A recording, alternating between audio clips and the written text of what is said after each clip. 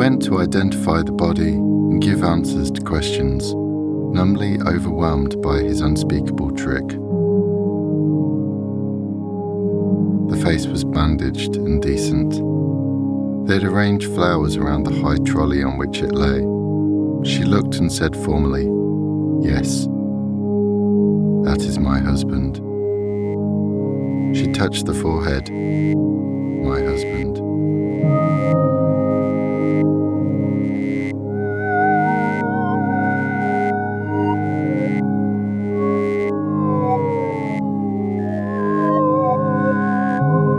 The doctor had brought her in by a side door to avoid the newspapermen and the cameras they had collected on the steps of the front entrance. They found the side door was posted with a waiting crowd. Back door. Through a long gallery.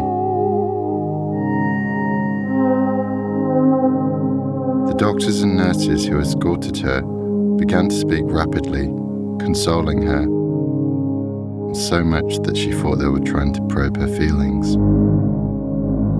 Annabelle realised that they were passing through some kind of morgue, through the intertwining dark-lit streets of the high-flying white flags of Washington.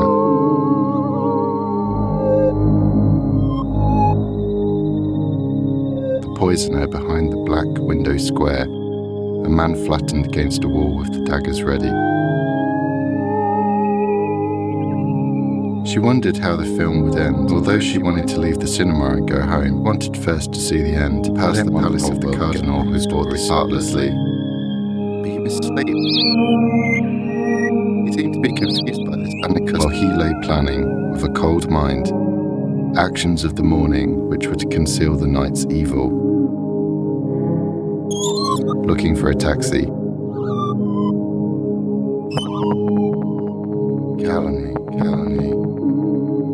Calumny, a messenger here and there. Many messengers.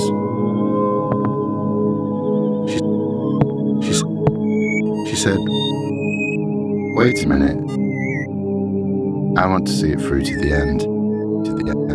He said, "There is nothing else to see the pressing crowd, the fearful walls of a street he fell through and looked at."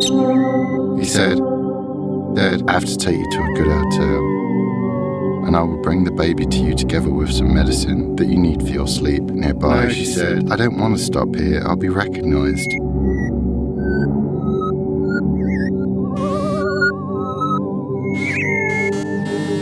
The sight of the crowd at her door, many of whom she had recognized as her neighbors, had restored her to practical thoughts.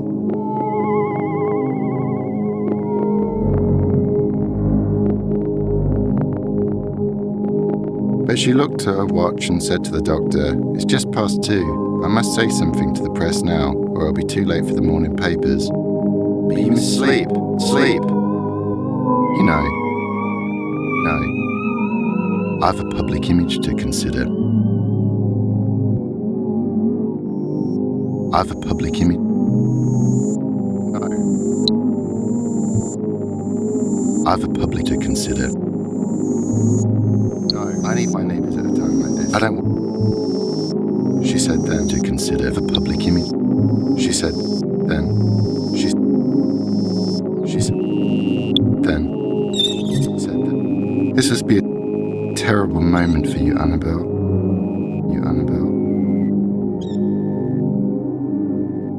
You are very brave. Very.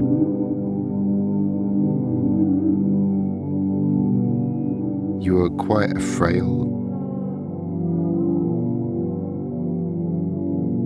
small